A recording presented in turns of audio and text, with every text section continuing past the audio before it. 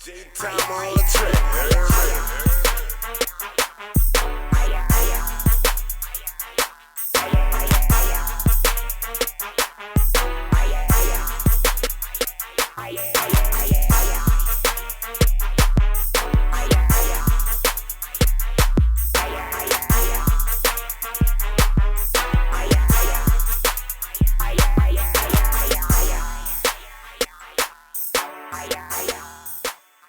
You already know what this is, man. NORAPCAP podcast medicine, man. Audio dope. Number real raw shit. You can't get it over the counter, man. You gotta come rock with us to get it. I go by Gas the Realist. I'm Mr. MEANA, the motivator, man. Here to motivate the nation, brother. That's what we gonna do, man. It's a little different, man. We got a female on the thing today, man. Y'all don't know to see the female there is a little different. And it's a homegrown, and it's a lyricist, man. I'm talking about, y'all know who this is, man. We got 3D 19, this thing, man. Know that. The one and only. The one Know and that, only, know man. that. 3D, before we jump all over the place, let the people know where they can find you at on social media. Well, first and foremost, you can find me at 3dnate.com. So 3dnatee.com, and that's everything else. Everything else follows. So Instagram, YouTube, Facebook, 3dnate. That's what it is. 3D, sincerely, you already know me and MEANA. We really sincerely appreciate you pulling up on us and letting us deal with you, because we both know that you don't. If a nigga been following 3D and know you don't do interviews and, you know, you be nervous, anxiety, and all that shit, you know what I'm saying? But I want you to know, like, we appreciating it's all love, and as we roll it through, you gonna see it's all love. You know what I'm saying? Yeah. I'm honored to be here. It's not necessarily nervousness. I think a lot of times when I go on podcasts or interviews or shows and shit, they ask me things like, how do you feel being a female rat? And the same shit. So it's just a waste of time to me. Right. So, of course, I say yes because I know this is not that experience. I know it's different over here. So that's why I'm here. Right. Yeah. And that's a good thing to, when I gotta say homegrown, because them other people, they do good interviews. We watch some of them, but they just can't talk to people from the city how we could talk to people from the city, because they clueless on that. So I get that for sure. What you got, man? Nah, I'm letting y'all run it. Like, you know, go ahead and keep running y'all introduction. I got things in my head that I'm gonna get to. Go ahead, talk your shit. I don't know what I Yeah, you know, because I be wanting to know the shit that, you know, I got my own things that I really want to know. You know what I'm saying? Because I've seen you from a younger artist coming in the game, doing what you're doing, and prior to you rapping or coming into rap, like, I've heard through your raps, like, a story, like, there was another Nate before 3D Nate, like, you know what I'm saying? Yeah. You know, and you come up uptown, right? So coming up uptown, you know what I'm saying? I want to go back to the beginning of, like, before you became the lyricist that you are right now, you know, the lifestyle and the things that you had to go through before becoming an artist. Well, there was a lot. I grew up on Delashay Street, uptown, like a block behind the Parkway.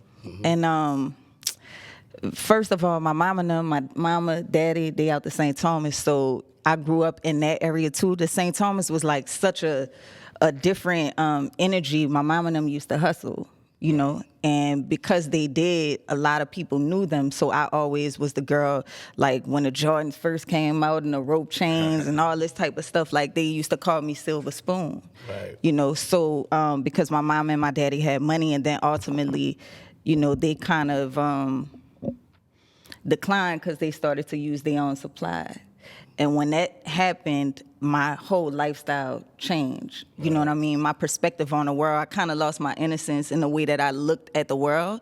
And I looked at New Orleans, like this shit didn't look magical the way that it used to look magical to me. So music, when music came about in my life, that was kind of like a saving grace for me. I saw the color in the world again, because I could create the life that I wanted to look like. And that's what I started making music for. The beauty that you see it as, like, right. Let me see. How old you was when you talking about, like, you seen a decline because your parents started using the supply? Like, how old you was?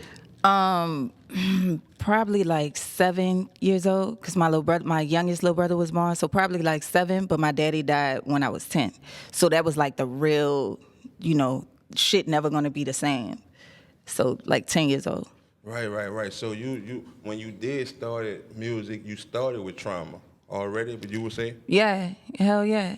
Yeah. So I think that's the part that's like, y'all know how sometimes they talk about Mary J. Blige and they like, yeah, when she got happy, her music kind of, wasn't you know as what I good. mean? Right. Yeah, so that always scared me because my music was so based in my life. So as I tried there was this thing of me trying to change my life and get happy and like, better myself and get out the toxic environment. But then I was like, Who gonna want my that? niggas gonna relate to me though? Yeah, who gonna You know what I'm want saying? I get it. Yeah. So that was always scary for me. So even what I'm doing right now is very different because I don't give a fuck no more. Like you like let everything go, like I'm Yeah. living free. Yeah. We're gonna get to that. 'Cause that's part of the van and all that living free. We gonna get to that. But like you say, I get that because if you've been following, you listen to your music, it seemed like all your music, the people, I'm that person who you be like, who you was worrying about, is they gonna relate to it? And I do, because that's the struggle, the survival mode music. You know what I'm saying? That's what you put out. So I ain't know that's why, but I get it. You know what I'm saying? Yeah. So what happens when an artist change and they out of that? Do you still relate?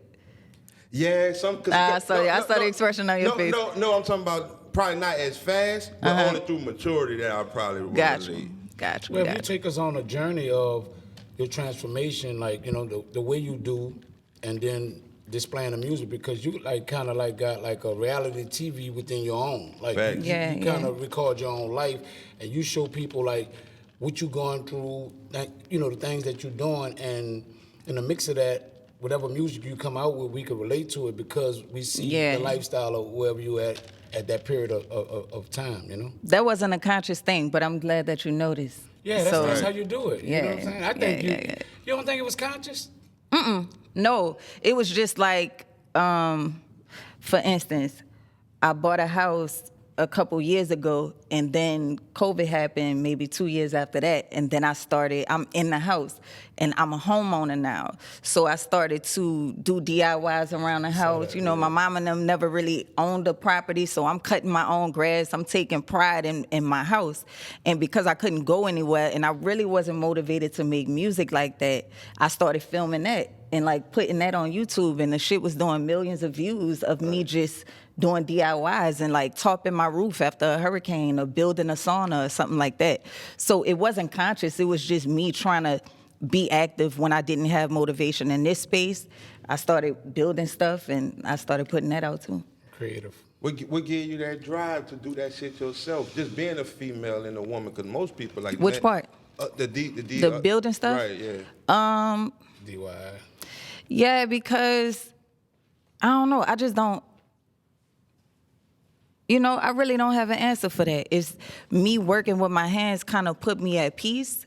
And then number two, I like shit when I want it. Nah. I want it done when I want it done. Not depending on somebody. Yeah, not in a disrespectful way, but if I ask you to do something and I see that it's not, a priority, then that's fine because that's my job anyway. I was asking for a favor, so I'd rather try to tinker with it myself before I ask somebody to. Right. Besides the besides that, like the music, like how somebody like yourself. Well, before I ask that, what would you say like people know 3D not Tifa out? The first thing you would say. Lyricism. Yes, sir. Lyricism. They know me because I have substance. I rap about something. I take art seriously. I don't call making music content. You know what I'm saying? It's art. So I look at what I do like an artist for real. So, I hear people know me for other shit and they say whatever they know me for, but I feel like it's lyricism. Fuck y'all laughing at. I had to laugh because I know you come from a street side of things too. Yeah. So with that being said, like I could see why some people probably would look at it like, oh, this girl was a hustler. Mm-hmm. And I saw you kind of jump over it, you know what I'm saying, to a degree, because you was like, I did this and I was silver spoon and then this happened and then I went to rap. But you didn't directly go into, like, prior to going to rap, I had to survive. Yeah, well, it's not because it's something that I forgot about, because I talk about it in my music. But at the same time, my reasoning for doing it wasn't so I can rap about it. my reason for doing it wasn't, and what I'm talking about doing it, like I went to jail for selling heroin, like, you know, the things that was going on in my life was, and I say went to jail, but, you know, got caught with heroin and all this type of shit. So all of those things was because I'm a smart little girl at the time. So I'm watching the money from my household going to the niggas who had this in exchange. So it's like, all right, I got to get that so I could get the money back in here. You know what I'm saying? So it never was anything about me saying that I won't do this because I won't be on a block or whatever. No, like I really wanted to make music. I wanted to be inside. I wanted to live like the Cosbys. You know what I'm saying? That's what I prefer. So when I talk about it, you know, I'll indulge in a conversation, but that wasn't like my motivation. Right. That arrest, going to jail, that made it completely stop. That's when you stopped fucking with it. There was Why you smile? You talking about why you smile? Why you smile? because there was like overlapping. You know how when you get in trouble and you like, God, if you just get me out this, I swear I ain't gonna do. You know what I mean? So I told maybe one or two of those lies to God, and then I was like, I'm done. I'm done. Yeah, I'm done. So yeah. All right. Going into music, like, you know what I'm saying? Like the motivation to say, how old was you, like, when you first, like, picked up the pen or however you write? Oh, I don't really know. It was real young. My daddy was still alive, though, because he taught me how to rhyme. So your daddy used to kind of rap as well? Not really. He just used to, like, joke around and like, rhyme and say stuff, little rhyming words around the house. So I thought that was funny, and then I started writing poetry and everything. So you say you was 7, though? 7 or 10? It was when he died 10. So it was 10. like All real, right. it was real early. So you was doing poetry before you was doing like music, like, you know. So who was your motivation? Like who did you respect as artists at the time to motivate the, like, you know, because sometimes people, when they first get into the game of doing music, they try to emulate something that they like first before they start finding their own self in the craft. I don't know who was the first one, but I know Lauryn Hill was a huge part of what I saw in myself. Mia X, of course, because she was real, tangible. Like you know what I mean? I'm like, wait, she here. know that, yeah. So Mia X for sure. And just the way that she carried herself, like, you knew that there was an air of respect. Right. Nobody gonna disrespect her. I don't know what was going on in Lauryn Hill life, but I know that woman, Mia, ain't gonna let nobody disrespect her. And I wanted a element of that. I wanted to carry myself in that way. I wanted to touch people the way that Lauryn Hill did. So it was stuff like that. Seeing a lot of the hustlers, I always speak about KLC too, because KLC, his people was off the Parkway. So knowing that he used to come around the block and his family and them had the dad or whatever, and they knew him. So it was people like that kind of inspired me.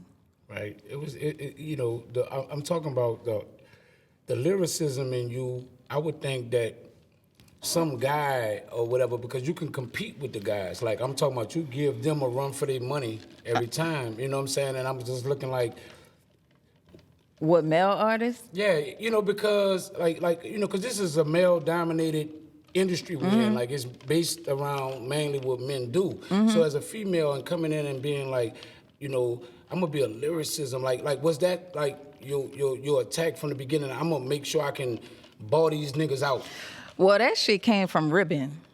Like, that came from Ribbon. I don't think that came from, like, a man per se, a male rapper per se, but I think it came from being young, Joseph, being in school, and, like, talking about somebody, talking about what you got on, whatever. Right. So we doing that, and now we rhyming with it. They beating on the desk, so it kind of started like that. And then you just wanted to say the most disrespectful shit. That was my aim, to say the most disrespectful shit. Yeah, coming from Joseph. Right? Yeah. So, but as far as, like, male artists, I think, I don't know, Pac was, like, very passionate, so I enjoyed Pac. Nas, but I can't really say one like that. I mean, you know, sometimes we get it from multiple artists that help us develop as who we're gonna be. But I'm just saying, you know, it looked like, you know, like when you came across the scene when I heard you, it was more like, damn, who this girl is? Like, you know what I'm saying? I thought somebody was writing for you. Like, I'm just being honest. You know, from hearing the bars and the way that you put them together, I'm like, some nigga gotta be writing for her. You know what I'm saying? remember y'all took me to the studio. Yeah. Y'all brought me to the studio. I didn't know that was a test. It kind of was. Like, it was more like, I want to see if she, you know, get in. Like, you know, so we was working on a Real Legends album, and I was like, you know, we was like, we need a girl on here. I was like, look, 3D not T. So when you came over, you know, and I saw you put it down, I was like, oh, she write her own shit. I didn't know y'all was testing me. It was my test. You know what I'm saying? Because I was just like, she nice. Passed. Yeah, she nice with it, but you ate on that bitch. Yeah, I always say love that song. I said, she ate on that bitch. Like, you know what I'm saying? Big dog, you know? That's why I wanted you to answer that question first, and you say a lyricist is how most people know you, right? So how a lyricist of yourself gets so high in the industry without like a hit song and shit like that? Because everybody know you. Yeah, I think creativity, honestly, and I don't know what else. I know that I never tried to be like anybody else, and I wasn't chasing anything. I just was, you know how they say when you put your head down and work? They have this quote that I love when they say, if your car broke down on the interstate, if you stay in your car, nobody gonna pull over and help you. However, if you get out, you pop the hood or you start grabbing a tool, somebody gonna pull over and say you need help. So the fact that I just started doing everything myself, I think people who could recognize that same type of energy in themselves, the people that came to try to sign me, or, you know, the people that wanted to surround themselves with my energy, they recognized that energy in themselves and they saw that I was just doing it by myself. So I think that's how my name got around. Do you have them thoughts, if I'm a lyricist and I'm this cold, I should have one of them songs like that, one of them hit radio songs just going crazy in the world? If I'm that much of a lyricist, how cold, like the people know you and you really is. So like, what's the disconnect with the industry with that, by being how cold you is and you ain't got one of them songs? I don't know. You got to ask them, because I don't know if it's necessarily formulaic. You know what I'm saying? I don't know if it's I know that there aren't other invested interests in me. I feel like if somebody else had an invested interest in putting me to the forefront, because that's the curse that come with doing this shit by myself. Right. Yes, I'm nice and all of that, and the organic, like grassroots, people gonna fuck with me. But if somebody ain't give me some money that they know they gonna get a return on, then why they gonna move me out the way and get somebody else that they know they can make some money from? Right, you know what I mean? So I do understand. And as far as like hit, all that means is a song that's getting played frequently. I feel like when people tap into my music, then they tell me what they feel the hit is. It's just not on the radio. Right. So I have fans of mine, like I like to sell my music direct to fan too. So when I do that, they'll tell me what song, and that's the songs I perform and all of that, but it's just not on the radio. Right, I get it, because them ones that we call in hit, they $1 million budgets. Yeah, that's it. Yeah. I get it. You had something in them before I go? No, I'm saying. Can I get that water too? For sure. No, yours right there. Get down. Oh, thank you. With you being independent, you know what I'm saying? Being independent, you know, you gotta kind of push that, you know, those type of songs on your own, like, you know, saying at the end of the day. But with being a female in this male-dominant industry, like, how complicated it is when, because you done sit down with some big wigs, you know what I'm saying? You done been with Russell Simmons, you done been with Timbaland. You want to put it back down there, 3D? I could get something that I can sit right here. Oh, you can put it over there. No, get that stool, Tom. That one right there. Thank you. We good. I cut this off. But swing it back around. You can have. Thank you. So you know, with you being with like I said, the big wigs, like, you know, I know you did some business. You was offered some business with Russell Simmons. You know what I'm saying? I did that deal. You did the deal? Yeah. I didn't know that. Like I you know, because shit be going I got fast. $250,000 for that. And what I did with that was they only licensed my songs for a certain amount of time. So that was like that was when YouTube was transitioning. There was a lot of artists who was on YouTube. Spoken Reasons. I don't know if y'all know Spoken Reasons. Spoken Reasons was this guy that used to do a bunch of skits and stuff on YouTube. So he had a real popular YouTube page. He was making $50,000 more a month on YouTube from advertising in Google, right? There was another artist named Nikki Heaton. She was a pop singer, Right. young white chick. There's this girl, her name is Ryan Destiny. She actually just played Clarissa Shields in the movie. Yeah. So she's an actress. She was on a bunch of other stuff, but she was in a girl group, and they was kind of bubbling too on YouTube, doing covers and stuff like that. And what Russell and Steve Rifkin wanted to do was basically find those YouTube artists who was making money, or YouTube creators who was making money, and give them an advance, just like a record deal, so they get the first right of refusal of the content that was being made. Right. So I didn't sign as an artist. That was something that I was not willing to do. But what I did was I licensed a certain amount of my songs that they can have the video, they can put it in all their content, put it on their page. Right. And they was giving out big deals because YouTube was giving out a lot of money. So that was basically like a record deal, the first of its kind for content creation. Right. Yeah. Like MEANA was getting at, except that deal, he didn't know you had completed that deal, but the whole dynamic of what he was getting at, I'm gonna capitalize off of that. And it was like, you was like on some female shit, like they only like want one side. You know what I'm saying? I guess that's what MEANA was questioning about that, like in more in depth, like when you What was you like, mean? when you was on the interview and you was like, the industry only won't mess with females just for one side. Oh yeah.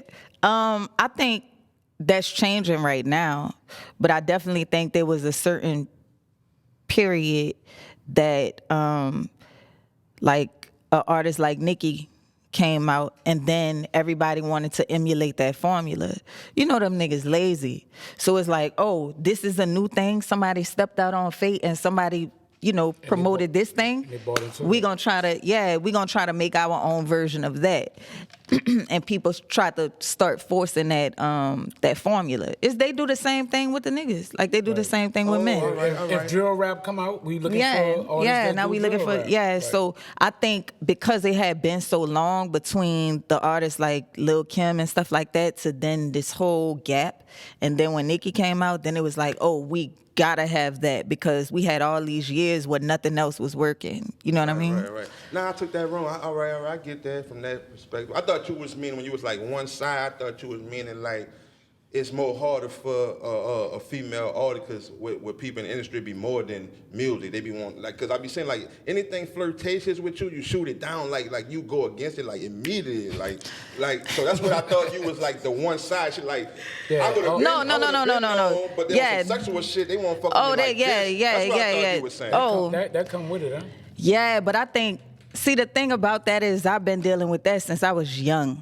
Like I've been dealing with walking home from the bus stop and niggas wanna, old niggas that I know that y'all not supposed to even be looking my way. I'm forbidden. I'm not, you can't touch me. Yeah. You know what I mean? So I've been dealing with that so long that when I saw it in the industry, it's nothing new to me. You know what I mean? I'm just like, damn, I thought people really cared about the music the way that I did, but they don't. It is what it is. I don't get in my feelings about it, but I do understand it. And that dampened a nigga game, because if you was one of them ones coming how you coming and you was ready to go, it'll be up all the way for you, right? Who's to say? I just ain't never tried. Right. Because you shoot that shit down immediately. I saw you do that shit a few times. What you talking about? With Kendrick, when Kendrick was a few people, like you let it know, like I don't want no backstages, no pat, let's work. Like, y'all, I'm pretty sure y'all have significant others or women in y'all life. Y'all know that. They say once you green, you in. I don't really believe that, but y'all know that like the way that a woman introduce herself to you and the way she carry herself is the respect level you gonna have. So I gotta make sure from the beginning. Now we gonna joke, I'm gonna call you, we gonna play all that shit, but from the beginning, my introduction gotta be the standard that I want you to hold me to. Right. What you about to say, Minnie? Because I'm running. I know a No, lot no, of I'm shit. just kind of listening, like, you know what I'm saying? I'm like looking at it, because I know as a female, shit, we still like people too, right? What you mean? Meaning, like, you know, you might like people as well, like, you know what I'm saying? So, I do. That's the funny part about it. That's why I always laugh. I like what I like. I like who I like, you know? And there's definitely, I've never dated a man in the industry, but I was in a relationship. I was engaged. Well, we were in a relationship for like 8 years, but that ain't what I'm rapping about. That ain't what that's not y'all business. I'm giving y'all art. You know what I'm saying? So, yeah, I shoot things down when it's not deserved to be. Am I wrong? Did any guy that you dated wanted to take you away from the art of music to just be like a housewife type of vibe? Like, because I'm quite sure you get all these different offers. You're an attractive lady, you know what I'm saying? And I'm quite sure guys come at you and they want to like, but some guys don't like their girl in the eye of everybody like that. So look, listen, leave that alone. I got you. You're gonna be good. If it's about money, but he couldn't. Nah, he couldn't do that. He couldn't do it. He ain't had the juice. And I'm not saying it in if you got it, if a dude if he come had with the juice, would you give it up? Making music? I'm just saying, yeah. Listen, I don't want my girl in front of everybody. You gotta give her the scenario. But you're gonna have the life that you want to have. Anything you want to do, is there. But I don't want my girl in front of everybody like that. And I got you. You're gonna be good. Is you giving it up? No, because I'm gonna be good without it. And I'm not saying that, like, I feel like if a man approached me saying you have to choose me or this thing that's making you happy, then that's showing me that there's going to be some level of control that you want to have over my life. If I love doing this thing this much, why the fuck you gonna try to take it away from me and tell me that these material things, the only way I can get it is for me to quiet my dream or something that's making me happy? Why would you do that? Well, sometimes people just feel like you chasing a dream to make money. Financial gain, right? So that means he don't know me then. I mean, but that's what some people would assume. You know what I'm saying? I'm just saying we coming from the assumption side of it. You know, and we hypothetically speaking. So in the mix of that, like you just thinking like, man, I really like you. I just don't like my girl in the public eye. I ain't your girl. Like that. I ain't your girl. I want you to be my girl. I ain't gonna be your girl. I can't be yours. Right, because I think if you really support, I really think if you like, you ain't gotta say that. If a man didn't come give me that ultimatum, but he was providing just some shit that was just a healthy, happy distraction, then it probably would. I probably would fade away a little bit. You know what I'm saying? Because I'm so happy in this space. But if you coming already like, you're gonna have to do this to get this, then no, you can't. Nah, that's not gonna happen. It sound like control, right? Yeah. It come off as control. Because I feel like you could get whatever you want with persuasion. You know what I'm saying? So if that's something that he really wanted, he could have showed me the lifestyle and let me feel like I have some type of choice. And like, you know what? I ain't doing that no more. I like it over here. Yeah, you know, I'm just saying some guys lead with what they can do to kind of like bring it in, like meaning like this what I can do, but this what I don't like out the gate. I like you, but I don't like that those you're in front of all these people. I don't like you know that. What I'm saying? Right. I don't like to be told what to do. I mean, in certain spaces. You're a Sagittarius. Yeah, in certain spaces. Right. Nah, that's real shit. But I do remember, like, since we talking about relationship and men and shit, I remember Sway was asking you, like, you just fuck with men? You emphasized it, like, men only. Like, that was a long time ago. That's what I'm saying. That was 10 some years ago, right? Yeah. So that's where I'm getting. That's why I want to talk about it. Like, how, because recently, like, I hear you say on things like you buy it, you know what I'm saying? So, from emphasizing, like, men only, like you told Sway, to 10 years later and you buy it, how the shift occurred? What you asking me about my first time or something? No. I know. No. I know you wasn't. No. No. Honestly, I don't know if I ever addressed it like on a podcast like that, but I was in a relationship for a long time. I got out of that relationship. A lot of things was going on. Like everything was new. Everything was new. And then I met a woman, and I really, like, we was cool, and she was bi, but we was just cool, you know. And then, like, I started to like her. You know what I mean? I'm like, what the fuck is this? I had never had that experience before. I mean, I had got hate from a woman before, but that was like, I was in a relationship. Right. It was like, you know, it was whatever. But I never thought to, like, be in a relationship with a woman or have interest in a woman like that. And it wasn't about sex. You know what I'm saying? It was about the connection. So after that, episode is also sponsored by Vertical.com. Vertical.com, man, is the #1 source for thousands of pro DJs since 2007, and it's curated by New Orleans' own, man, Big Daddy the DJ. It's a great tool for new and established artists to service their new music directly to DJs and radio stations all over the world. I'm talking about excellent website for DJs to get your new single, your new bounce music. I'm talking about new album, curated playlist for all genres. Man, you got to go to vertical.com, man. They always open. That's VIRDIKO. I'm going to say it again. That's VIRDIKO.com. And you can also contact them on all social media. I'm talking about at Vertical. Man, just picture you at the click of a button, boom, you drop some music and you just go to all DJs over the world. You say, yeah, that's how it works. Man, I'm telling you, man, don't sleep on this offer, man. Go to vertical.com, man. I'm talking about go there right now. I just considered that I am me and I can have whatever I want and I don't have to have a parameter. If this made me feel this good and this made me feel this good and these, you know, these situations make me feel good, then that's what it is.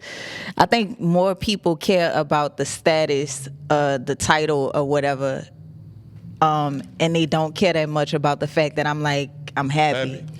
Yeah. Would you consider yourself as a free-spirited person? Oh, yeah, 100%.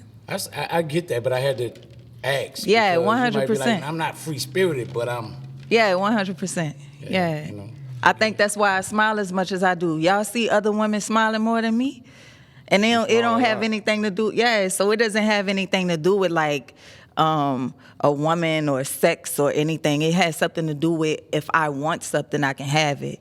I'm not telling myself I can't have anything. I want what I want. What did that happen the day you left? I know it's a little emotional in such a situation, but you really became free the day that you had left the graveyard from your pops? Yeah, to be honest. You speaking about a vlog that I put out recently. Thanks. I appreciate you for like referencing that with the way that you did. But yeah, I think... So first of all, I got a therapist and I started talking to a therapist and it's, you know, he is not our color, you know, so when he suggests certain things, I'm like, I understand you got a degree, but that shit don't make sense to me. You know what I mean? Not in my world. Not in my world, right, you know, right. So I'm like, you know, my daddy committed suicide when I was 10 years old and I was a daddy's girl and I had this resentment for a long time thinking like, damn, well, he couldn't have loved me that much. So I was trying to understand, like, how somebody that say they love you, leave you in the way that he did. And my therapist was telling me, well, maybe when you go back to New Orleans, you need to go to the grave and just see what happens. I'm like, that makes no sense. And I wasn't going to go. But when I got here, that was right after... the terrorist attack on Bourbon Street. And when I went out there and I saw all the flowers and, you know, all the things honoring these people who was just here a couple weeks ago, that shit made me feel like something. I didn't think that made me feel like I didn't even know these people when I had this attachment to them just standing on Bourbon Street, this place that I used to come up. You know what I mean? So I was like, all right, I gotta give it a shot, you know. So then I went to the gravesite. I stood there, and I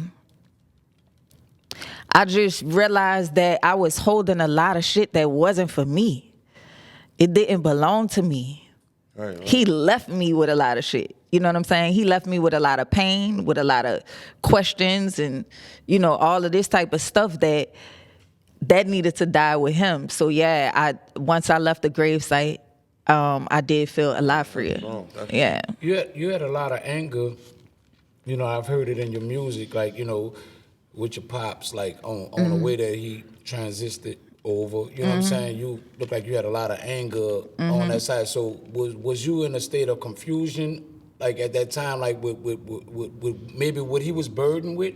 Because sometimes you got to be really burdened with a lot of stuff to go to that level, like to go that route. So did you ever take under consideration of like what he was dealing with as a man? Like, you know what I'm saying? Just like being empathetic to the level of being like, damn, what was he going through to have to go that route? Like, you know what I'm saying? Did you ever take any of that on to get now some I kind do. of understanding? Right. It only happened recently. When you went to the graveyard? No, maybe like a year or two ago. I realized, because I started to understand mental health a little bit differently. And because I had my own experience with depression, and I'm diagnosed with anxiety. Right. You made a joke about it earlier. No, I'm fucking with you. But yeah, like because I had experience with it myself after my grandma died, and I had this hole in my heart that I did not know how to fill. My daddy, when my daddy died, I was real young, so I was still developing. So certain things took the place of him. You know what I mean? But when my grandmother passed, I'm a woman, and now I don't know how to fill this emptiness. So when I started experiencing like not want to do the shit that I used to do, I like to, skate. I like to go play tennis. I like to do certain things. I like to go and make my music in the studio, build stuff. I wasn't doing shit. I wasn't doing anything. Right. But I think because I had been so productive, nobody really noticed. Yeah, because if you really like do a lot, let's just say, you take care of your family and you do the most for them. So when things start to die down a little bit, you still working, but you're not working to full capacity, to your full potential. Nobody really gonna notice because they so focused on what they get from you, not what you gotta do to get it. So with all of that being said, when I started to experience that myself, I'm like, damn, what was my daddy feeling then? Right. You know what I mean? Yeah, you started getting in his shoes in a way. Yeah, so I had a better understanding, and part of that is why like I brought that up in therapy and stuff like that. Right. As you're saying, you happy right now. You still find yourself chasing something and you don't know what it is? No, I'm not on a chase. I'm on a stroll. Like I'm not chasing anything but consistency. I'm chasing the fact that, I want people to speak about me in a way that I deserve to be spoken about, whether I'm here or not. So, I might get there while I'm here and name and lights and stuff like that, or maybe not, but I know I already done enough that people are impacted by the things that I've done. Hey, that's what I was looking for right there, because I was like, damn, it's very impactful. Like, you from New Orleans, and we're gonna get into the van and building that shit, but I just want to make this point on this subject right here. Because of the little chick in Philly with the little baby. You know what I'm saying? Yeah. Like, to get that level of being impactful, yeah. I figured you would say like you ain't chasing nothing, because that was crazy. She named her. She named her, so she has a son, and she named that son after me. Right. And she saw you doing all that shit, and you really, really inspired. And you had bought her that little thing. Yeah. That was very, man. That was strong right now. Yeah, she is she live in Philly. She just had her youngest son. Sam is 1 year old, but she's always been, I've seen her for years on my Instagram, years on YouTube, you know what I mean? And she's always commented and told me how much my music meant to her and stuff like that. So when she had a son like a year ago, she named her son after me. She was genuine. Yeah. Yeah, and that was my first time meeting her too. So, you know, I was on a road trip and I pulled up and Right. yeah. When MEANA was saying like you start feeling like feeling like what your daddy was going through somewhat in his shoes. What was that part of just giving everything up, and I'm gonna hit the road? Right, because that was my concern. Like. A part of it. I realized that a lot of the things that I was doing was because I thought that I was supposed to be doing that at that point in time in my life. So it wasn't coming from the motivation of like, I really want to do this. So I bought I was in that relationship that I told you I was in, that 8-year relationship.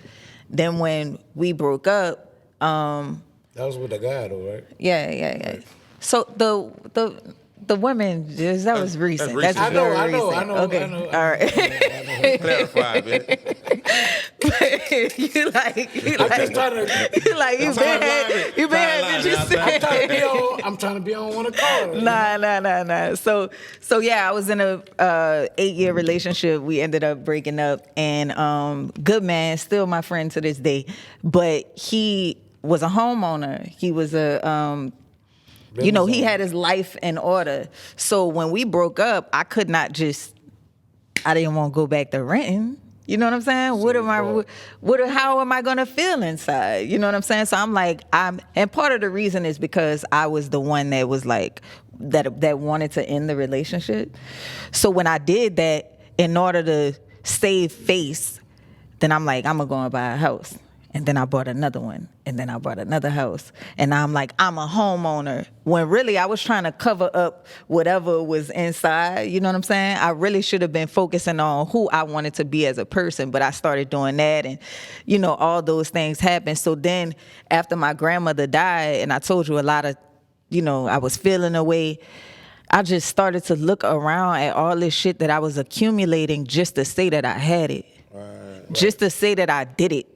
Just so I can say, yeah, you know, people telling me I should be on and I should have a deal and I should be all over everything. But I'm an independent artist and I brought all these houses off my music and that. Just for that. I wasn't doing it for the, you know what I'm saying? Right. Yeah. So I was like, how about you make yourself the best person that you can make yourself without anything else? Exactly what you want to be, who you want to be, how you want to live. And how about you use that as the motivation as opposed to I'm going to go and buy this new car, I'm going to go and buy this, that, and the third. You know what I'm saying? And when I want it, I can get it. You know what I'm saying? But at this point, I just want to be the best, better. And I'm talking about me. So when you opened up because you had like a studio space, like out here in the East. And I was like, damn, I'm like, fucking T making moves, like, you know, and it was nice, you know what I'm saying? To give that up, like, what, when you did it, did you do it directly for you or you did it for? I did it for who I thought was going to benefit from it. You know what I mean? Right. Other artists. First of all, I felt like the community needed a place, but in the back of my mind, I'm also like, I record myself though. So that doesn't really, you know what I mean? Like I could tell y'all, so that's why I started to, even though I was opening a studio, y'all saw me more showing like my equipment, what I was buying, how I was doing it, because it really wasn't about the money. It was, you know, about me trying to say, don't let anything stop you. A lot of times I bring my own cameras, I have my phone, because I don't want people, that's why I'm doing the show Gas the Trash, because I don't want people to feel like they got to wait on something in order to start on their dreams. So I started sharing everything that I was doing, everything that I was buying, everything that I owned, so that people could be motivated to go and get it. They didn't have to come patronize me. They didn't have to spend with me. They can just chase their dreams. Right. Gas and Trash started with the vein journey, or before, was it before that? Nah, it was before that. All right, it was before that. Yeah, Gas the Trash started. I was at a gas station uptown on Martin Luther King by Flavor. I was going in the store, and they had some dudes out there. And this dude, he was just, I put it on my Instagram, but there was this dude. He was I could tell he was going through something. I could tell he was hustling. I recognized in him, you know, that he was in the streets. So yourself. Yeah. So he basically, when I got out the car, actually I was going to Callie Oval birthday party. But Shout when out I to Val. so when I got out the car and I walked past, I got the camera and I'm talking to the camera and one of the dudes say, "That's not T." And I'm like, "Yeah." So they started talking to me. So he come getting all in the camera and stuff like that, and I walked in the store, got what I was getting, and he just was on my mind. I'm looking at him. His soul, I could see his soul. So I started talking to him and I'm like, "What's your life like?" He like, "I be out here every day. Like I do this every day. I get it done, like all of that stuff." So I said, "If you had everything that you wanted in the world," now we outside at the gas station. Right. I'm like, "If you had everything that you wanted, what would you be doing with your life?" He said, "I put my people on." And I was like, "All right." So I had the camera in my hand and I gave him the camera. I was like, "All right, I want you to film this right quick." And he took the camera. He like rapping in the camera. I mean, like making moves. Then he said, my brother raps. So he put the camera on his. So I know he wasn't lying. Right. Because I gave him something valuable. First of all, as soon as I gave him the camera, he was like, I can hold that bitch? I know that people don't trust him. I could tell his energy. Right. So he was shocked that, you allowed that. Right? Yeah, and the first thing he did was turn the camera on his people. So then his boy started rapping or whatever, and I just said it. I was like, "All right, y'all watching this in the camera." I'm like, "Y'all watching this? Let me know if it's gas or trash," and that was it. Right there. And then when I posted it, everybody in the comments was saying, because he went off too, so everybody in the comments was saying gas, and that's it. I just left that. I'm going with this. Not really. That was what it was until I had got a place in Atlanta, and I'm like, all right, I never really go live. So I started going live, and then I started doing the gas or trash on live. And then I stopped that. And then when I got in the van, I'm like, I'm going to different cities, and they asking me, could they rap for me or let me spit something, so I might as well do something with it, and that's how it happened. Right. I know I would say myself, like making the change to, you had all them buildings and stuff, meaning talking about to the van life. Mm-hmm. I wouldn't make a decision like that on my own. It'd be a lot of people in my ear. So what is the thought process for you, and how hard it was to come from all that as a female like yourself and start doing the van life? The van life. Because like I said, I had a 4-bedroom house, and I don't have any kids. I lived alone, and I had a lot of stuff that I wasn't using. I wasn't even going in the guest room and shit like that, so it was a waste. Right. And then I told you, remember how I referenced when I said when I got in trouble, I was like, if God get me out of this, that was the same thing that I felt when I had depression. And I was like, if I could just get out of this, none of this shit gonna matter to me. I'm not gonna move like that. I swear, I just need to get my energy back. And when I did, I ended up going on a road trip, and I enjoyed the road trip so much that when I went back, I moved to Atlanta. I was thinking about selling my house. I started getting that together. And then I was in a floor-to-ceiling windows in Atlanta. It was beautiful, a beautiful place. And then I'm like, this shit don't make sense. I'm spending too much money and I'm traveling more than I'm here, so I might as well. So that's when I brought the van. Nothing don't make sense but that fucking van. Yeah. I see where you at. Yeah. So I hear that and I understand that, but I gotta ask this, because in a relationship that you had prior to, the relationship prior of what I saw, that person was living on a goal. The relationship prior to what you saw? Prior to the 8-year thing. The guy with the 8 years, like, you know what I'm saying? So I saw that you was kind of like moving a certain kind of way, and that person was like a free-spirited person, like, or whatever. I guess it's the female that was living like... Oh, no, that's recent. Yeah, that's recent. That's what I'm saying. But I'm saying, with that being a part of, like, something that you, like, I guess, went into, with that being said, like, was that any motivation to move forward the way that you started moving forward. When Oh, I see what you're saying. yeah. For sure. Yeah, 100%. 100%. So what you're saying is, when her and I met, she was on a cross-country road trip. We talk about, her name is Mother Nature. Mother Nature. Right. So we was on a cross-country road trip. She was on a cross-country road trip when we met, and she stopped in New Orleans. And when she did, I showed her around New Orleans and stuff like that. But me and her was just like tight, and we liked each other. So because she went, when I spoke about the road trip, I went on a road trip with her, and I really enjoyed it. Like I was like, it's crazy because one of my friends reminded me of how in high school I always used to talk about I would buy a school bus and I would turn this bus into a house. I had forgot about that shit. Right. Wow. You know what I'm saying? But when I went and stopped by my friend in Houston, my friend Jatan, she was like, bitch, you finally about to move in the bus, huh? She's looking like you were doing what you said. Yeah. Right. So, and that's what I'm telling you. Like sometimes, when you're around certain people who reawaken the energy that you had or remind you of what dream you might have had and stuff like that. So yeah, absolutely. Right. I gotta ask this question because it's on my mind. What's up? When dealing with depression, because the people on social media can't see that. So when you dealing with when you felt like you started dealing with depression, who did you go to? Who could you count on to help you? You know what I'm saying? Get up out of that situation. To be honest with you, I was drinking. I didn't go to anybody in the You just didn't express it to nobody. Nah, I didn't really know because I was functional. I was still functional. I was still getting money. I was still doing everything except the right thing. You know what I'm saying? So I'm still like, if a nigga want to do a feature, I'm going to do the feature. Right. You know what I'm saying? I know I got something to do. But am I enjoying my life? I was not enjoying my life. I wasn't going anywhere that just on a strength that it made me feel happy. I just was like autopilot. You know what I mean? So then I realized that I started like just not being myself.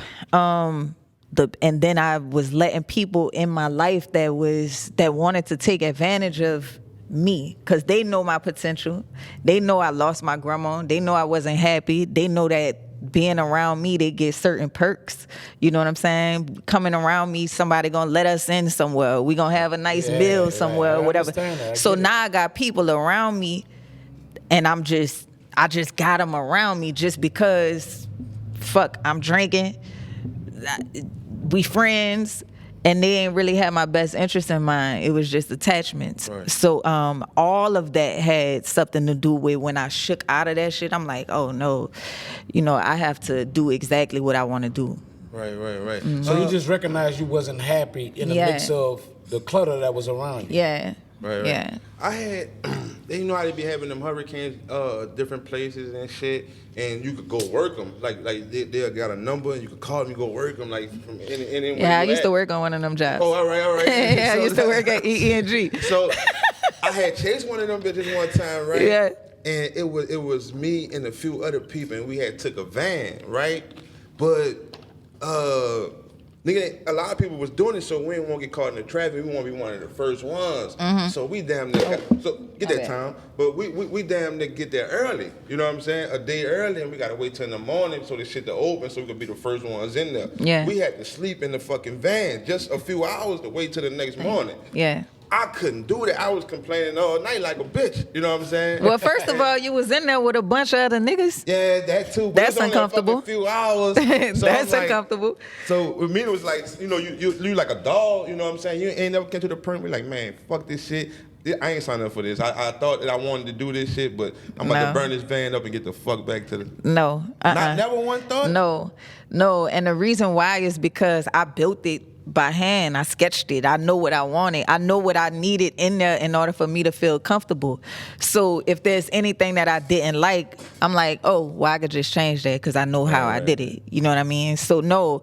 What was important to me too in the van was building, like I didn't want to have huge cabinets that came out so that the alleyway to the bed is small. Like my cabinet is small and I got a lot of space in there so I could get up stretch if I want to on the floor, you know, whatever. So yeah, I got space. What's the longest the drive you took for the gas and trash show? Like, what's the longest? Oh, it wasn't for gas or trash, but I just came back from LA. So I drove from Atlanta to LA. How long that took you? 3 days. I was stopping because I was filming, as I was going. So I stopped here. I came from Atlanta, came to New Orleans, went to Houston, went to San Antonio, El Paso, Tucson. I went to Phoenix. I went to. I've been a lot of places. And if you wouldn't have got the van and doing gas or trash, you wouldn't have experienced all them places. You would say, right? Nah. Right. Nah, that's wrong. How have the love been on a journey of doing this? Like meaning like the places that you going, some of the things that you experience. Like, do the people know you when you get to these different cities? Mm-hmm. So the way that I do gas or trash is I have them sign up on my website, so they already know that I'm coming.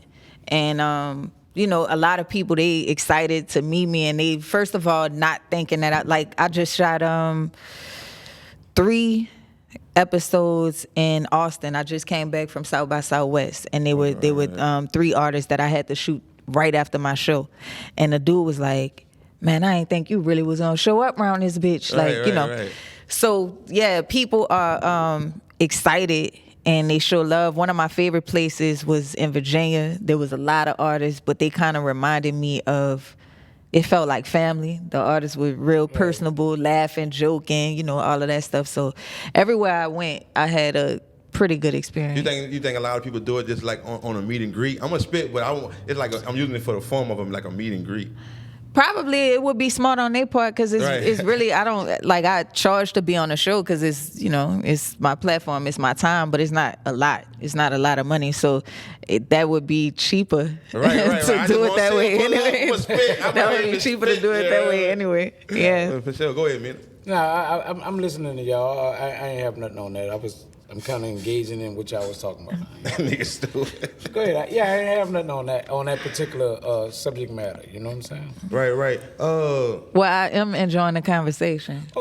I hope your viewers would enjoy it too. You're giving it. Like, you giving it. Like, it ain't nothing that you getting away from. But since y'all brought it back to me. Oh, shit. Since y'all brought it back to me, I want to go this route. Like, so you was on Sway, in the morning and things of that nature. And was that on Sway when you sat on the side of Kendrick and you just ate? Oh yeah, that was Sway. Yeah, and I want to know what went on after that. Like, you know what I'm saying? Because we saw what happened to the public eye. Like, you know what I'm saying? But what went on after that? Like, how did Kendrick greet you or deal with you after the Sway situation? Like, immediately afterwards, he told me that I was nice and we took pictures. That was it. That was it. Yeah, no more, no that less. was it. His I don't know. No signing offers. No, like, boy, we need to fuck with you. Like, none of that. Him, no. His I think he is SZA's manager, but he's also like the vice president or something. His name Punch.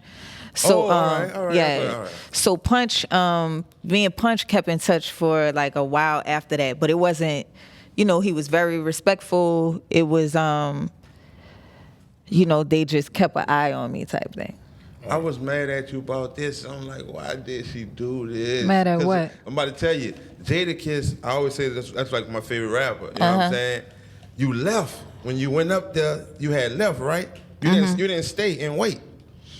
Well, you just sit in the. You say you just sit in the van. I'm like, damn. You just left. I'm like, damn. So you ain't connect with him? No. That's what I'm saying. I'm like, no.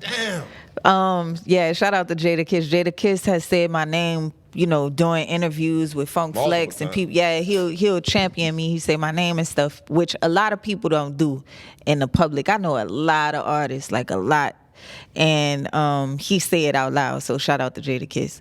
But yeah, he commented on my Instagram or something like that, and then he told me that he was going to be in New York, so I said I was going to go, and I went up there, but I had other meetings and stuff, and when I I didn't know what I should do in that space, you know what I'm saying? But it turns out that it was Styles' birthday party. Right. So I know he was moving around anyway. And so yeah, that was it. before the cipher or after the cipher you did do with Styles? Oh, that was after the cipher. Oh, all right. Yeah. What he said, like, me to ask you about after the aftermath about Kendrick, Yeah. what Styles said? 'Cause I think you killed. I fuck with Styles and I like Styles, but not on that one. No, you killed him. I fuck with Styles. I fuck with a lot. She but been a lot of dudes. Yeah. Like, shit. that wasn't his day. Just keeping it that day. I don't know. I mean, we didn't film that together. Oh, okay. Yeah, You like it? No, so we filmed it the same day, but like I think he came after me or something like that. So I was in a barbershop. We did it in a barbershop in Charlotte, North Carolina. So I went and just filmed my part, and I hadn't seen his. So I haven't met him. I didn't see him. Oh, all right. Yeah, all right. they filmed it separately. Right. So I'm not gonna lie, I was on edge when I was waiting for it to come out because I wanted to see what happened. How they put that together? Like, how they make it move? Yeah. Right. Being in those big rooms like that you've been in, like, you know what I'm saying? Like, are you the person that do the representation for you, or do you have a team? You know what I'm saying? Because according to like how we look on social media, you look like a one-man army. Is that what it is, or do you have some people that's backing you to a level that kind of drive the 3D&IT brand? I feel like that is what I'm doing right now. That's actively what I'm doing, trying to build a team of people. And I wanted to start, like, first of all, I just did the show for South by Southwest, and I'm like, I need a band. A band? I want a band. Yeah, I want a band like so and I perform with the orchestra, the jazz orchestra here. I perform with a band here called Cool Nasty, and I perform with the I don't know what they want call themselves, but the BMBGs, they put together a band. So they did the song on my album Just You. So shout out to Mac. But yeah, anyway, I wanted to build a band. And then I'm like, there's so many, I need an editor. Right. I need this, I need that. So up until now, it has been me. My first tour that I did, I was pretending like I was my own manager. When they reached out to me, I'm in the email saying, I get it. you know, and they booked me and they paid me, and I did Sweden, I did Paris, London, all sold out shows, and they thought that they was talking to a manager until it was just me and my godbrother, you know. Y'all Yeah. had to deal with them like we here. Yeah. That was true. Yeah. You really made 400 off of OnlyFans? Not 400. I wish. I ain't say not 400. I thought it was like some Oh, what? 100,000. Like say that again. I'm Not lost. 400. Oh, not all right. not four. No. Not even the amount of money. Bring back what you were saying. On OnlyFans, because I was listening to her lyrics, like she made bread on OnlyFans You did OnlyFans? without doing no like clothes, like no sex. Yeah. shit. So remember I told you during the time like the pandemic, and I bought the house, and then I was like ODing on doing all of this DIY stuff. I also got my auction license, so I knew how to get cars, and I was just buying cars, flipping cars, just doing, so because of that, I'm like, I'm hearing about OnlyFans, and this, as an independent artist, I feel like what has always brought me, like made me stick out, was whatever something was used for, I had to figure out a way that I can use it to gain some type of a look. You know what I mean? In the right way. So I'm like, all right, I'm hearing about OnlyFans. There's no rules that say you can't use it for this. I'm pretty sure these people created this platform and they didn't do it so you could be naked playing with your pussy on there. So what did they create it for? And maybe if I use it for what they actually intended, then maybe they will, you know, show love on the promotion of it. And that's exactly what happened. I started teaching people. Nah. Feet fetish people. Eggs, you know? No, but so I was teaching people how to get their auction license. Okay. I was telling them where to go without having to to actually you can go and get a license right now. You can go and get your license right now. You can be buying cars by next week and flipping them. And because of that, I know that my fan base, a lot of my fan base is like 60% men. So I know they gonna go to OnlyFans. But then I'm about to really give y'all something valuable. You know what I mean? They probably was disappointed. No, they already knew. They already knew. No. I didn't talk about an auction. I'm not gonna bait and switch. No, I ain't bait and switch. And I think that's why I did so well, because, what I've experienced is there's a lot of men that just want to hate on a bitch. They just want to say negative shit about you. So you couldn't do nothing but respect my mind. You can't. How you gonna disrespect me and I just gave you some game? I just help you get some money. You can't say nothing bad about me. Right. So you gonna go and tell your friend. You know what I'm saying? And that's how that happened. And that is what I talk about like carrying myself in a certain way.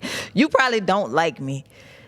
You probably don't, you probably want to see me naked so you can say I'm just like the rest of them bitches. Right. But I didn't do that for you, and now you got to respect me, and that's going to eat you up inside. Right. Nigga don't bait and switch. Like you say, you ain't bait and switch, but you a hustler. You know what I'm saying? So nigga, like you say, 60% men. So I ain't getting naked on this bitch, but is it literally of my intentions to little woo, you know what I'm saying? Right. No, it was none of that. Like, horse the top, you know what I'm saying? It was none of that. It was none of that. Actually, the same, like the way that I would promote it, the same shit that I'm wearing on my Instagram, talking about, all right, this is what I'm gonna talk about. It was the same outfits that I was wearing on. Right. I'm talking about that's involved too, like even on Instagram. Do you remember me and you? We was in the club uptown. I forgot the name. On Chapatulas? Not on Chapatulas, another little spot. Club uptown.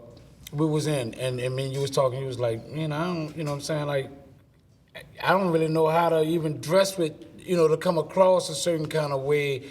Like, I don't know, we had a little talk. It was like, we was in some little club.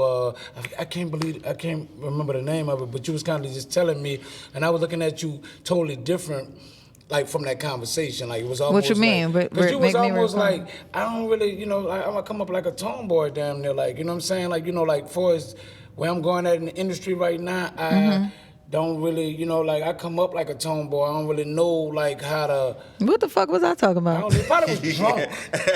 She was Was I drinking? I don't know if you were. I ain't see her drink, but. Okay, nigga, don't say it like that. I didn't say it. I've been drinking. Now this nigga gonna say I was drunk. I never was out in the street drunk like that. You wasn't drunk like that. But I'm saying that the conversation that we had was like, I was like, okay, I get it. But I'm saying all this to say, like, after that conversation you had with me, I saw you starting to like find like the groove that you was looking for, like meaning like the way you wanted to whatever. Because when I first was talking to you, I was like, well, yeah, what did not to you? Like, what you got going on? Something we was talking about, and you was like, man, I come up as a tomboy. That's kind of like. What the fuck would make me? I don't know what you talking about. I really don't. I brought it up because But what you getting at about that though? No, I was just saying I saw that you went into a mode where I was like, well, it don't look like she got a problem with showing her feminine side, no form of fashion, like, because I think like, he was saying you was a tomboy and he seen the switch where I you started saw. doing carrying on lady like. That's what I'm saying. I never like dressed like a tomboy though. You say you come up like a tomboy. That's all. Yeah, so maybe that's what it was, because I literally was talking to one of my friends about this the other day. Like, you know how when you graduate, you go on your senior picnic and everything. Everybody had their school shirts on, like with all the names on the back. Right. And I'm at the senior picnic with a bra top, with like diamond bra top, because we was like Bayou Sonnet or some shit like that. Right. So I always was, I'm a nudist. Like, if I could be like. If you could be nude, you'll be nude? Yes. Yeah, if I didn't. You're from Africa. One with the earth. Yeah, like I would rather be nude. Like, I'm not a fashionista. I don't care about clothes like that. I don't care about like what the bitch is gonna buy so they can impress other bitches. That's not my thing. I think you was trying to give me that introduction early. Like, I don't really know. And maybe I was saying that. I think that's what you were saying. Oh, maybe what you're saying now. Maybe, but yeah, I don't think that it ever was a thing where I was like a tomboy per se. I know I grew up around a lot of men and but not necessarily you know, like I wasn't around here dressing like the brat or something. Right. No, right. I ain't think it was that. I just think that more like at that time when I was talking to you, you was going into the phase of like, man, I'm about to go with this shit all the way as me. Yeah, you know what I'm saying? And off of speaking that, you was like, you know, I ain't into what everybody else is kind of into, like far as like that's what I took from it. Like I ain't into what all these other people might be into, so I don't know how to come across maybe as an artist of what they think a female should be trying to do. But I'm gonna do it the way that I do it. And then I noticed after that, like you found your own niche at what you do. Yeah, 100%. So I'm glad we got that part so you wouldn't think I was on some trip shit. No, I know. No. Yeah. Do y'all think I take offense to a lot of shit or something? Because I don't. You're a female. What the fuck they got to do with anything? Me, myself, I think females deal with emotions more than anything. Like, they more in their emotions than males are. Males more egotistical, like, but females are more, like, into their emotions. So I would think that maybe, you know, you would take it wrong. Like, you know, and I ain't really want to come across wrong. Nah. So I'm glad we found a neutral ground so I can really expound on how I took it, because I didn't take it no other way. Like I got you. I think that might not be the right word sometimes, like the tomboys. I just think that it got some females that they not more hardcore as you know what I'm saying? So I don't know if you call like what you as tomboy or what the other word is, you know what I'm saying, for Hustler. like just a, you know, a female that just not hardcore with the lyrics and hustling and think about just prissy female. So I don't know like how to differentiate, you know, what they say like like me either. I don't it's think just tomboy me. though. Yeah, and that's what I think he's saying. But because tomboy is not the word. Prissy. You're not a prissy. That's what it is. Yeah. Type of. Yeah, I don't know how to describe it. It's just I'm me. Right. Yeah.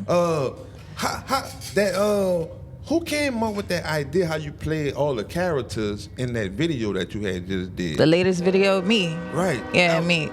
You put some thought in that. How long that took? Yeah. Shit, to get the video back, it took over a year. God damn. But that was only because this guy that I knew, I normally shoot all my videos myself. I'll edit it myself. I'll throw up the tripod or get a cameraman. Damn, New Orleans. Every time we shoot at a train pass, every single time. Damn, New Orleans. That bitch be blowing loud. Close that door too, though. Oh, it's closed already. Let it pass.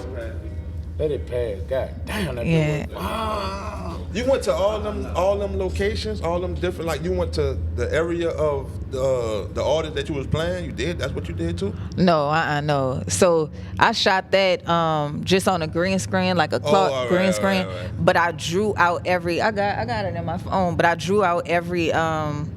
With every second of that video, I knew what I wanted it to look like, and because of that, I knew this guy who was an editor. I shot a video for Kelly Price before, and Rest in peace to Kelly Price. I mean, not. Go ahead. I'm thinking about. You talking about Andrew Stone? Andrew Stone. Go ahead. I know what you was talking about. Everybody knows it. But yeah, I shot a video for Kelly Price called Dance Party. And she wanted something specific in there. She wanted her to be in a bubble, like because this was during quarantine too. So she wanted to be in a bubble. And I was talking to this guy that I knew did special effects. So I reached out to him to outsource the work from him or whatever. And he did a great job for that particular scene. So I was like, damn, if I ever needed some special effects like that, then I'll hit him up. And I did. And he could not deliver what I was asking for, and he kept kind of stringing me along, saying he was gonna do it this month, this week, this whatever, and never got it to me. So I can understand that's what held the video up. So. Right. But I can understand that you got to be a strong person, boy, because I could just hear you explaining that, like watching the visual, explaining that to somebody, boy. Nigga would be like, yeah, I can't handle it. They probably still took it on, but I can't handle it. Yeah, but I don't understand why. That shit looked good. There's a lot of artists too. That was creative. Yeah. So what I did, I ordered all the stuff. I knew the way that I ordered all the props and stuff like that, and I knew the way, like for the way the video come on. I got the blind hair like Eminem, so I got the shovel. I'm just on a green screen, and I'm just doing that as if, and I knew that I wanted to recreate that particular scene. Or the classroom when I got the different female rappers, I actually rented out a school for that in Atlanta, so that was a real shoot. When I'm in the woods with the rifle, that was real. And then Play Nipsey. yeah, Nipsey, I got the beard and all of that stuff. So yeah.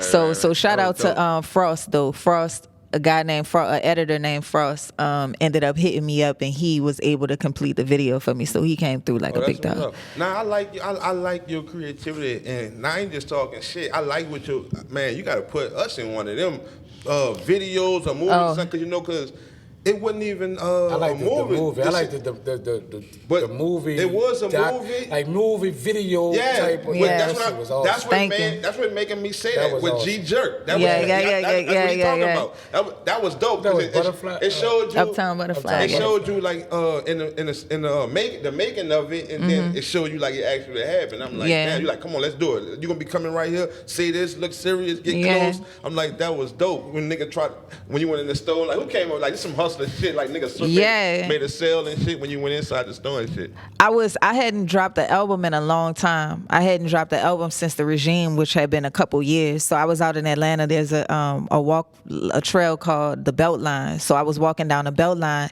and I'm like, it's time for me to drop some new music. As I'm walking, I'm listening to the songs in order, because it was just gonna be an album, and I'm listening to it, and I'm like, this sounds cohesive. This sounds like it's the first song is called Just You, and basically I'm talking about where I had been during this absence. I talked about every single thing in that short period of time, and I'm like, I could turn this should be a play. Right. I had never saw a real hip hop play before, like a real hip hop play where they, not Hamilton or something like that. Right. And when I started to think about it, I'm like, I can make this happen.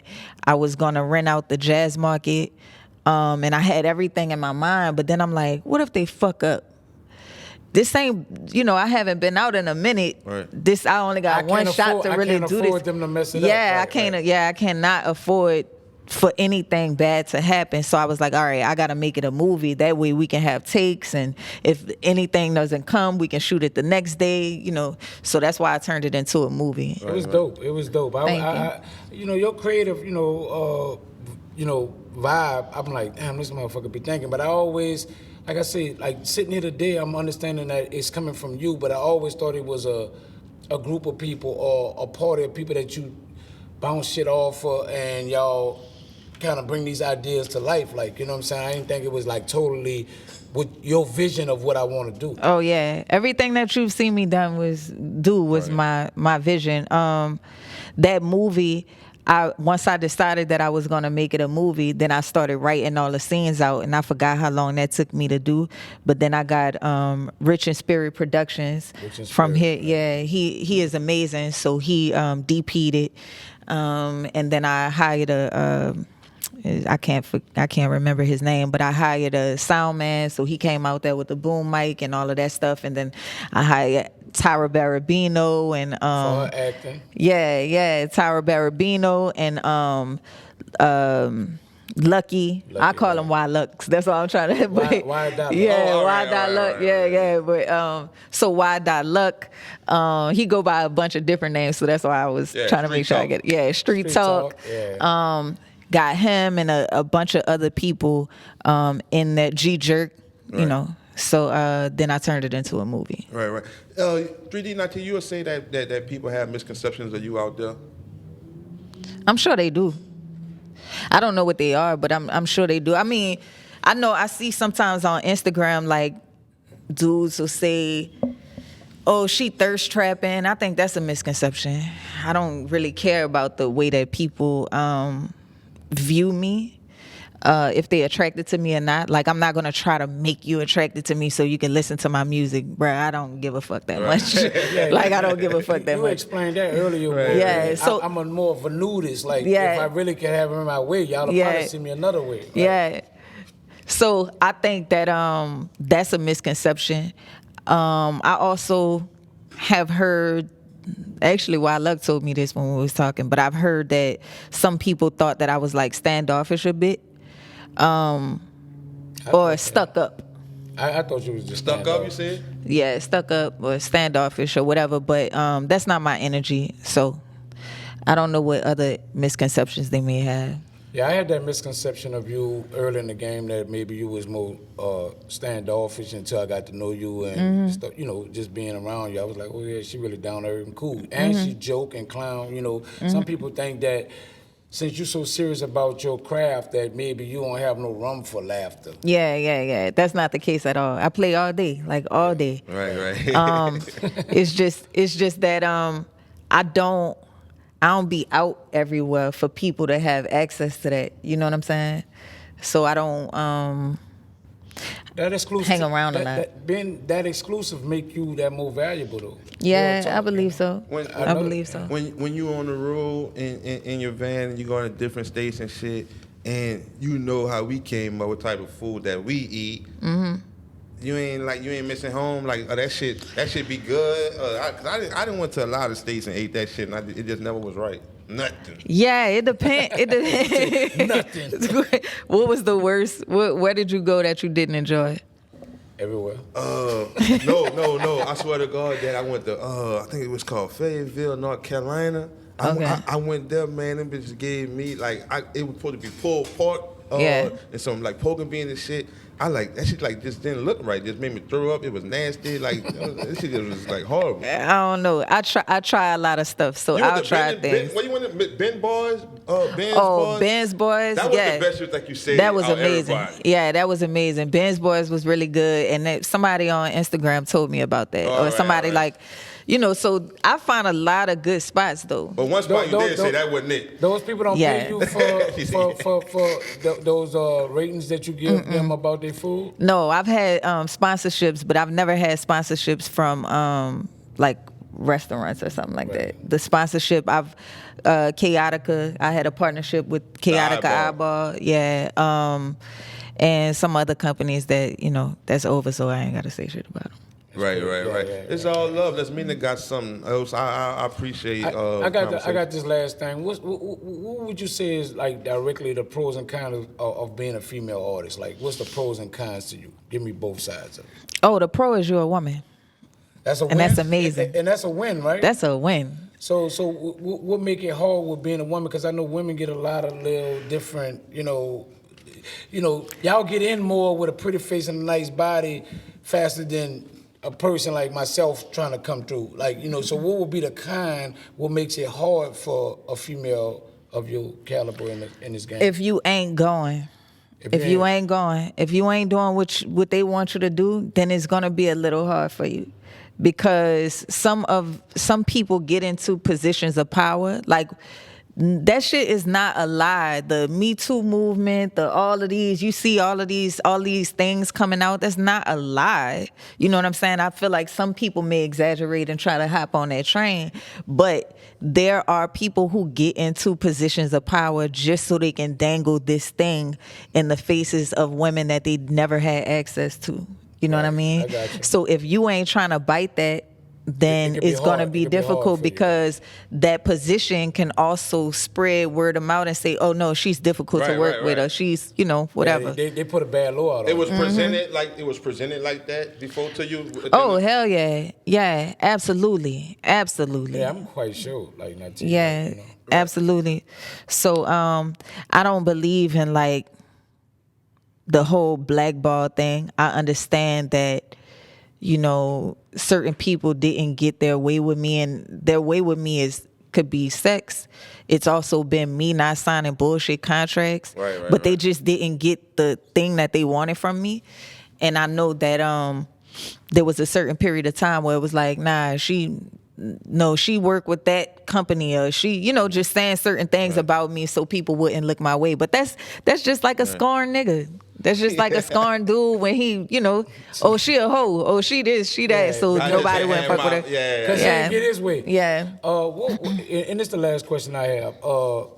With being offered the opportunity with Timbaland, you know, as awesome as his production is, why nothing never went forward in that situation? Because and you of all people know, if you are being presented a contract by an entity, a company, but also the people who are on your side are the ones that's going to help negotiate it. They're also their best interest. It's for their benefit. Yeah, so there were a lot of things in the contract that was not beneficial to me because they were partners. Right. You know what I'm saying? And when I called that out and there was no room for negotiation. Yeah, no room for negotiations, then I had to make a decision, and that's it. And just move forward. Like, I ain't gonna deal with that. Like, yeah, because I just be like, a lot of people would be like, damn, I cheat. So listen, last thing for real. I'm not tripping. No, I'm saying last thing because like things come to my mind because I've been put in a position of knowing like what you know. The deal wasn't good, so I didn't do it. But a lot of people would say, well, damn, man, you don't think that you should have took the bad deal to put yourself in position to do greater things later? Do you feel that way as well? I used to spend my time with those conversations so much because I felt like people was calling me, like saying that I was foolish for not doing something. And then I realized that those people who are giving me advice don't possess what I have. Right. So of course you gonna bite the first thing that because you don't have any other skill, talent that you banking on that can get you the opportunity to do that. So I started to realize where I was getting my advice from. You know what I'm saying? And I used to look at it like this, that, when people ask me about that situation, I'm like, dog, I knew what I knew for a reason. So if coming into a deal knowing that this percentage or knowing that giving up this, situation will be bad for me because I know, don't be mad at me for knowing. I pondered with that a few times with people looking like, damn, maybe I should have. But then I'm like, nah, I knew what I knew. And I knew for a reason. So I just had to live with the, it is what it is. Like, you know what I'm saying? And I was wondering if you feel the same way about that, meaning like, because you know what you know, and I knew that wasn't the right thing. I'm just not going to do it. Like, no matter if we was to go back on it because the situation could have put me wherever, I just knew better. Like, a lot of those people that do those deals didn't know better. And it's on default that I got in this deal and now I got in a position to still be able to move because I didn't know. But if you knew what I knew, maybe you wouldn't even did it either. So I had to constantly, I had to think about that a lot of times. That's absolutely how I feel.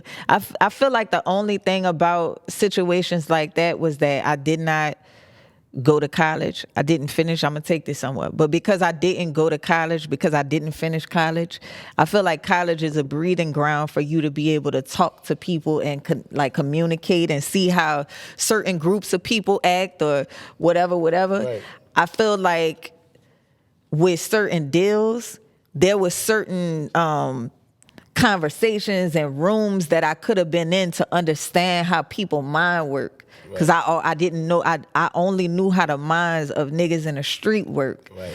So the conversations that was being had, I can understand it because I see what the energy is, but I missed out on opportunities to really learn what those rooms was looking like early on. I had to learn later in other situations, and that's how I, became a businesswoman and stuff like that. But I feel like it would have happened sooner if I would have understood certain things that you know now. Yeah. Right. I really enjoyed the time with your 3D.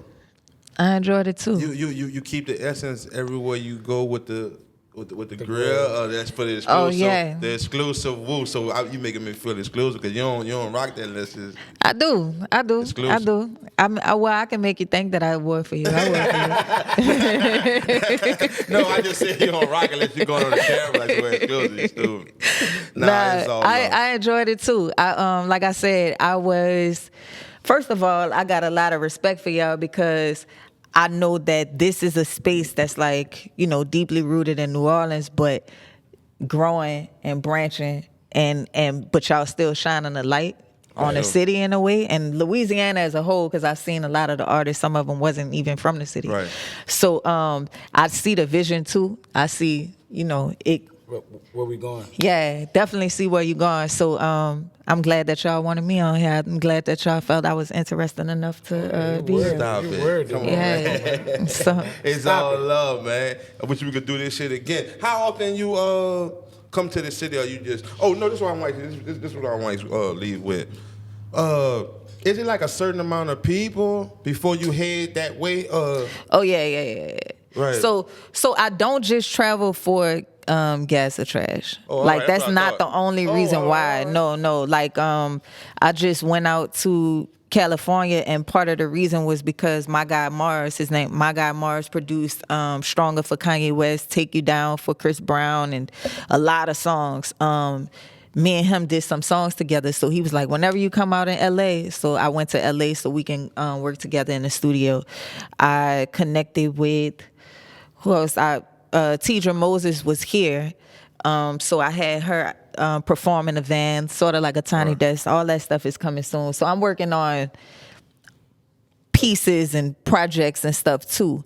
And when I announce when I'm going to the cities, then they get to sign up. So I'm going to New York in 2 weeks. I'm going up there to do a lot of radio interviews and freestyles and stuff like that. And when I get there, then I'm gonna do Gas or Trash in New York. So you don't never know when you're coming back to the city, or you just be like, man, I'm gonna take me. I know I just don't tell people like that. Oh, but it's not. I be knowing. Oh, Like today, it's crazy. Earlier, I never did this shit before, but I went with the blanket out there by Lake Pontchartrain, and I just was in the sun with a little tank top on, some shorts on, and just sunbathing. I never was on Lake Pontchartrain like that, but because I've been in different cities and seeing how beautiful the different cities is, when I came back to New Orleans, I have a different appreciation for it, because I'm like, damn, that's why they love New Orleans. We just as beautiful, but I be seeing it from the ground. You know what I mean? So you take it for granted more than for what it's worth. Yeah. Last thing, do you write for anybody? Keep saying that. Because there's so much stuff. Just shit is full of shit. So do you write for other artists? I do. Guys too? Yeah. So some of these raps we done heard out here is a nod. Oh yeah. That's dope. For sure. I don't have to In know the 'em 'cause industry? I might lose. Yeah. Lose. I don't want to know who they is. I'm not gonna ask that, but I'm just saying. I just wanted to know if you write for males as well as females. Yeah, I have. Yeah. That's a secret or something that got to be on the rap, so nigga could say that, like. Well, there was one girl that I had to sign. Like I had to sign for my money, but it also was that I couldn't talk about it. It's like a you disclosure. know. And then most times it's just like I might need a little help on this right here, and that's it. Have you written for like a major artist that the world may know? Yeah. I just wanted it to be known. Yeah. I just wanted it to be known.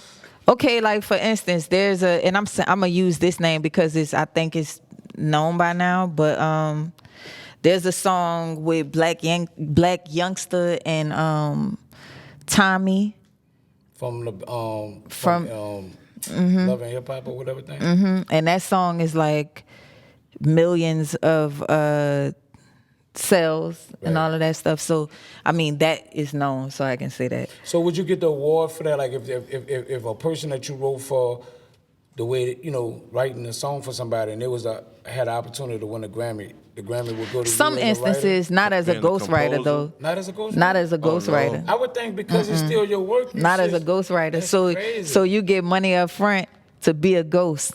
Yeah, so they pay you up front. They Like a pay work you for to be hire a ghost. type shit. Yeah, So they if pay you to be a if ghost. they win the Grammy go to them. Yeah. That's crazy. In But your you- head, you know that part you go for really, the Yeah. ghost. you really That feel go like for I the won a ghost. Grammy. Yeah. So, but then there's co-writers.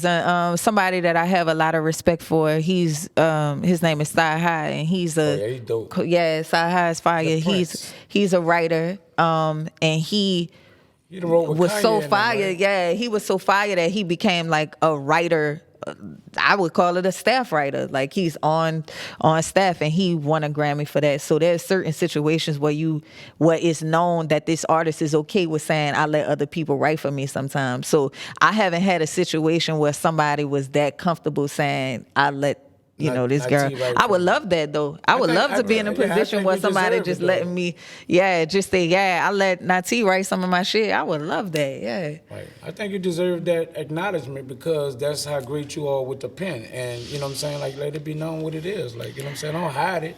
I think part of that have to do with some of the things that I say in my music though. You know what I'm saying? About if how I'm you feel saying about I'm the artistry? best, if I'm saying like if I'm, in my bag like that, talking about that, then some, people might not want to say, well, I let her write for me.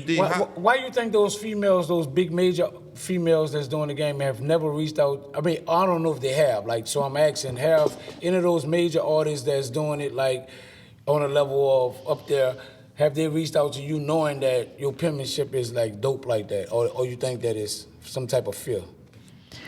Well, I would say Rhapsody, dope, though. Yeah. Rhapsody is fire. Rhapsody just won a Grammy, so that's incredible. She reached out to me. Well, Night Wonder reached out to me a couple years ago. And he wanted to get me on a song, so I did the song. It's me and Rhapsody, and I forgot somebody else is on the song too. But they never put the song out.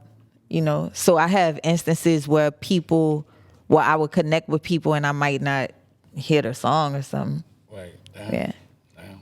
Okay. Right. That's all I have to say. That's all I have to say. I be having the songs though. I still have them. Let me hear some of that shit. I'm gonna let you end it with this 3D. What's next for you? What's next? Right now, I am working on new music, and a lot of people always say that, but I'm working on like an ecosystem of music. So you saw I took my last album and I turned that into a movie, and that did really well because I sold it on my website for $33.33 with the album and the movie. So I want to do something else innovative. So not just the album, but I'm working on something, to be super creative too. I don't know the name of it yet, so I can't say it, but I'm working on new music, and I am filming more art. Right. And I know people was like you said, people think you stand off or stuck up. I don't know where that comes from neither, but I didn't talk to a lot of people like about you for as like an artist, and they just like automatically like feel like it's not even possible for them to get a feature. Like when you ask about it, it's like That's crazy. Like they don't even think like it could happen. So it's just a matter of just hitting the link and you got a feature. It's 3dnati.com/booking. Have your bread. Yeah, That's but here's the thing. Fact. So this is what I was doing too. What if you don't like the song? Is the bread still good? Yeah, the money's still good, but I said because I'ma like my verse. Right, but I'm just saying, if you're just like, this is a trash ass vibe, like. My brother told me I should not do that shit, and I'm like, Shit. Shut up. Let me get that paper, man. Because we may not never hear it anyway, so I might as well get my money, right? So, but no, the thing about it is I love making music so much. I'm sorry. Your heel got me. I love making music so much that I look at it as a challenge. If I don't like the vibe, I try to see what I can do to it to add it to make at least my part feel good. You know what I mean? I'm gonna try to dope this out. Yeah. Regardless of whatever they doing, I'm gonna be dope on it. I get it. That's what it is. Like I say, but go ahead. For the features, you go to 3dnati.com/booking. I got everything that I do on there. Also, every week on Wednesdays and Sundays, I've been doing consultations. This is something that I've done for years. I've had artists hit me up and like, how can I become a ghostwriter? How can I become a songwriter? All of that stuff. And with me building out the van recently, that has increased too. So people are doing consultation calls asking me. They got this guy. He is out in Virginia. He has a Honda Odyssey or whatever. It's an Odyssey van. Right. And he turned it into a soup kitchen. So he go out there and he got like hot pots and stuff back there. He was like, what can you show me? How can I build this to make it a better, more efficient in the back of the van? So on a Wednesday Zoom call, he booked the call and I was trying to tell him how to set it up. So stuff like that, all of that is on my website, 3dnot.com. And everybody that has done Gas the Trash, they have the option to get a feature with me for half off. Oh, all right. That's what's up. Like I said, man, me and Meena, we really, really sincerely enjoyed it. Maybe we could do this shit again, you know what I'm saying? Yeah, we we back in the can. city, it's all love, man. Let the people know where they can find you at before we get out here. 3dnot.com. That's what it is. 3dnot.com. YouTube.com/3dnot. But most of all, my website.